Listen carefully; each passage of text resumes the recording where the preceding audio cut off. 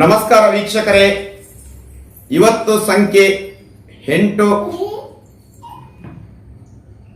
17 26 ಈ ಸಂಖ್ಯೆಯಲ್ಲಿ ಜನಿಸಿದವರ 2026 ಹೇಗಿರುತ್ತೆ?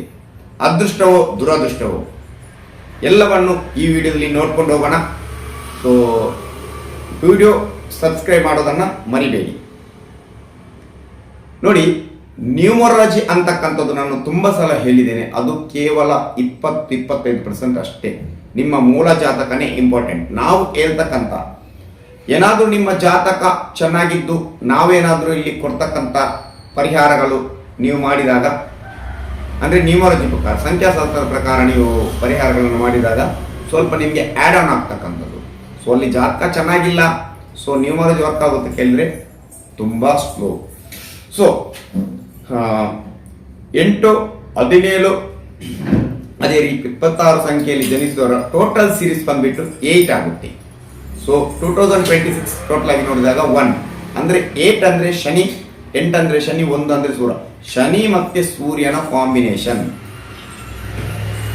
ಶನಿ ಮತ್ತೆ ಸೂರ್ಯನ ಇಲ್ಲಿ ನೋಡ್ಬೇಕು ನಾವು ಶನಿ ಮತ್ತೆ ಸೂರ್ಯ.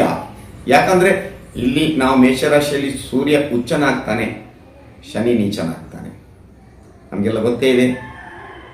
ಸೊ ಆದ್ರಿಂದ ಸ್ವಲ್ಪ ಶನಿ ಮತ್ತೆ ಸೂರ್ಯನ ಕಾಂಬಿನೇಷನ್ಗಳು ಬಂದಾಗ ಅಲ್ಲಿ ತಂದೆಯ ಜೊತೆ ಕಲಹಗಳು ಆಗ್ತಕ್ಕಂಥದ್ದು, ಕಿರಿಕಿರಿಗಳಾಗ್ತಕ್ಕಂಥದ್ದು, ಅಥವಾ ತಂದೆಯ ದುರ್ಮರಣ ಆಗ್ತಕ್ಕಂಥದ್ದು ನಾವು ಈ ಬಾರಿ ನೋಡುವುದು. ಎಲ್ರಿಗೂ ಆಗುತ್ತೆ, ಕೆಲವರಿಗೆ ಇಲ್ಲ. ಅವರ ಜಾತಕ ತುಂಬಾ ಇಂಪಾರ್ಟೆಂಟ್. ಅಲ್ಲಿ ತಂದೆಯ ಸ್ಥಾನದಲ್ಲಿ ಮಾರಕ ಬಾಧಕಗಳು ಬಂದಾಗ ಆಗುತ್ತೆ, ಆದರೆ ಜಾಸ್ತಿಯಾಗಿ ಆಗ್ತಕ್ಕಂಥದ್ದು ಈ ಬಾರಿ ನೋಡ್ಬೋದು. ಕೆಲಸ ಕಾರ್ಯಗಳು ಸ್ಲೋ ಆದರೆ ಕಂಪ್ಲೀಟ್ ಆಗುತ್ತೆ.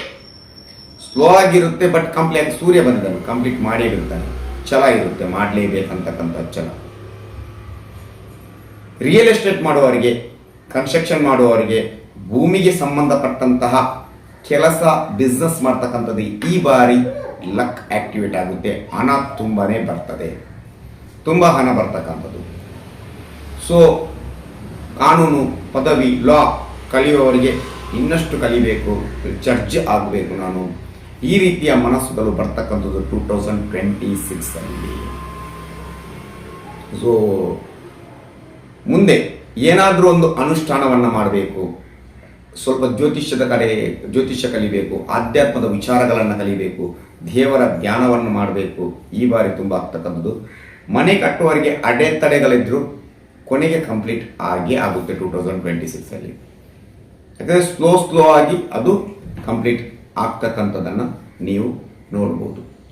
ಇಷ್ಟು ತನಕ ಎಷ್ಟು ಕಷ್ಟ ಅನುಭವಿಸಿದ್ದೀರಾ, ಆ ಎಲ್ಲ ಕಷ್ಟಗಳಿಂದ ಸ್ವಲ್ಪವೇ ಮುಕ್ತಿ ಸಿಕ್ಕಿ ಕೊನೆಗೆ ಅದೃಷ್ಟ ಬರ್ತಕ್ಕಂಥದ್ದು 2026 ಅಲ್ಲಿ ನೀವು ಖಂಡಿತ ನೋಡ್ಬೋದು. ಶನಿಯ ಅನುಗ್ರಹ ಖಂಡಿತವಾಗಲೂ ನಿಮಗೆ ಇರುತ್ತೆ, ಯಾಕಂದ್ರೆ 8 ಸೀರೀಸ್ ಆಗಿರೋದ್ರಿಂದ. ಅದರ ಜೊತೆ ನಿಮಗೆ ನಿಮ್ಮ ತಂದೆಯ ಅನುಗ್ರಹ ಕೂಡ ಇರುತ್ತೆ. ಆದರೆ ತಂದೆಯ ಜೊತೆ ನೀವು ಕಿರಿಕ್ ಮಾಡಬಾರ್ದು ಅಷ್ಟೇ.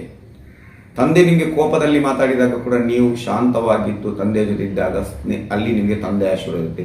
ತಂದೆಯಲ್ಲಿ ಕೋಪದಲ್ಲಿ ಮಾತಾಡಿ ನೀವು ಜೊತೆ ಕೋಪದಲ್ಲಿ ಮಾತಾಡಿದಾಗ ಅಲ್ಲಿ ಕಲಹಗಳು ಆಗ್ತಕ್ಕಂಥದ್ದು. ಸೊ ನೋಡಿ, ಮುಂದೆ ಆರೋಗ್ಯದ ವಿಚಾರವನ್ನು ನೋಡ್ಕೊಂಡು ಹೋಗೋಣ. ಆರೋಗ್ಯದಲ್ಲಿ ಯಾವ ರೀತಿ ಇರುತ್ತೆ ಅಂದರೆ, ಸೊ 8 ಸೀರೀಸಲ್ಲಿ ಹುಟ್ಟಿದವ್ರಿಗೆ ಆಲ್ರೆಡಿ ಮಂಡಿ ನೋವಿನ ಸಮಸ್ಯೆ ಇರ್ತದೆ. ಅಲ್ಲಿ ಸೂರ್ಯ ಬರುವುದರಿಂದ ಸ್ವಲ್ಪ ತಲೆನೋವಿನ ಸಮಸ್ಯೆ ಕೂಡ ಈ ಬಾರಿ ಬರ್ತಕ್ಕಂಥ ಸಾಧ್ಯತೆಗಳಿರುತ್ತದೆ. ಆದ್ದರಿಂದ ನೀವು ಅದಕ್ಕೆ ಪರಿಹಾರವಾಗಿ ಸೂರ್ಯ ನಮಸ್ಕಾರವನ್ನು ಮಾಡಿದಾಗ ನಿಮಗೆ ಸ್ವಲ್ಪ ರಿಲೀಫ್ ಸಿಗ್ತಕ್ಕಂಥದ್ದನ್ನು ಆ ವಿಚಾರದಲ್ಲಿ, ಆರೋಗ್ಯದ ವಿಚಾರದಲ್ಲಿ ನೋಡ್ಬೋದು. ಸೊ ಯಾವ ಪರಿಹಾರವನ್ನು ಈ ಬಾರಿ ನೀವು ಮಾಡ್ತಾ ಇರಬೇಕು 2026 ಸೂರ್ಯ ಮತ್ತು ಶನಿ ಬಂದಿರೋ ಕಾಂಬಿನೇಷನ್ ಇರುತ್ತೆ. ನೀವು ಗೋಧಿ ಮತ್ತು ಕರಿ ಎಳ್ಳು, ಕಪ್ಪು ಎಳ್ಳನ್ನು ಶನಿವಾರ ಅಥವಾ ಭಾನುವಾರ ನೀವು ನಿಮ್ಮ ತಲೆಗೆ ನಿವಾಳಿಸಿ, 7 ಬಾರಿ ತಲೆಗೆ ನಿವಾಳಿಸಿ, ಯಾವುದಾದ್ರೂ ಒಂದು ಮರದ ಹತ್ತಿರ ಅಥವಾ ನೀರಲ್ಲಿ ಬಿಡ್ತಕ್ಕಂಥದ್ದನ್ನು ಪರಿಹಾರವನ್ನೊಂದು 6 ತಿಂಗಳು ಮಾಡ್ತಾ ಬರಬೇಕು. ಸೊ ಆವಾಗ ಏನಾದರೂ ಅಲ್ಲಿ ತೊಂದರೆಗಳು ಬರ್ತಾ ಇದ್ರೆ ಅದು ನಿವಾರಣೆ ಆಗ್ತಕ್ಕಂಥದ್ದು ಖಂಡಿತವಾಗಲು. ಲಕ್ಕಿ ನಂಬರ್ ಬಂದುಬಿಟ್ಟು ಇವತ್ತು ಅಂದರೆ ನಿಮಗೊಂದು ಲಕ್ಕಿ ನಂಬರ್ ಅಂತ ನಾನು ಕೊಡ್ತೇನೆ. ಅಂದರೆ ಈ ವರ್ಷದಲ್ಲಿ ಆ ನಂಬರನ್ನು ನೀವು ಯೂಸ್ ಮಾಡಿದಾಗ ಸ್ವಲ್ಪ ಎನರ್ಜಿ ಜಾಸ್ತಿ ಆಗ್ತಕ್ಕಂಥದ್ದು. ಯಾವ ನಂಬರ್ ನೋಡಿದ್ರಲ್ಲಿ 7 ಮತ್ತು 5. ಇದನ್ನು ನೀವು ಜಾಸ್ತಿ ಯೂಸ್ ಮಾಡಬೇಕು, ಆಗ ನಿಮಗೆ ಅಲ್ಲಿ ಲಕ್ ಬರ್ತಕ್ಕಂಥದ್ದು. ಸೊ ಒಂದು ಮಂತ್ರವನ್ನು ಕೊಡ್ತೀನಿ, ವಿಶೇಷವಾದೊಂದು ಮಂತ್ರ. ಓಂ ಗೃಣಿ ಸೂರ್ಯಾಯ ಆದಿತ್ಯಾಯ ಓಂ, ಓಂ ಗೃಣಿ ಸೂರ್ಯಾಯ ಆದಿತ್ಯಾಯ ಓಂ. ಈ ಮಂತ್ರವನ್ನು ಪ್ರತಿದಿನ ಸೂರ್ಯನನ್ನು ನೋಡಿ 21 ಬಾರಿ ಹೇಳಿದಾಗ, ಪಠಿಸಿದಾಗ ಅಲ್ಲಿ ಏನೋ ಒಂದು ಅಡೆತಡೆಗಳ ನಿವಾರಣೆಯಾಗಿ ಲಕ್ ಆಕ್ಟಿವೇಟ್ ಆಗ್ತಕ್ಕಂಥದ್ದು ಈ ಸೀರೀಸಲ್ಲಿ ಜನಿಸಿದವರಿಗೆ. ಸೊ ಇದಿಷ್ಟು 8, 17, 26 ತಾರೀಕಿನಲ್ಲಿ ಜನಿಸಿದವರ ವಿಶೇಷತೆಗಳು 2026 ಇರುತ್ತೆ. ಸೊ ಮುಂದಿನ ವಿಡಿಯೋ ಜರುಗುತ್ತೇನೆ. ಅಲ್ಲಿವರೆಗೂ ನಮಸ್ಕಾರ.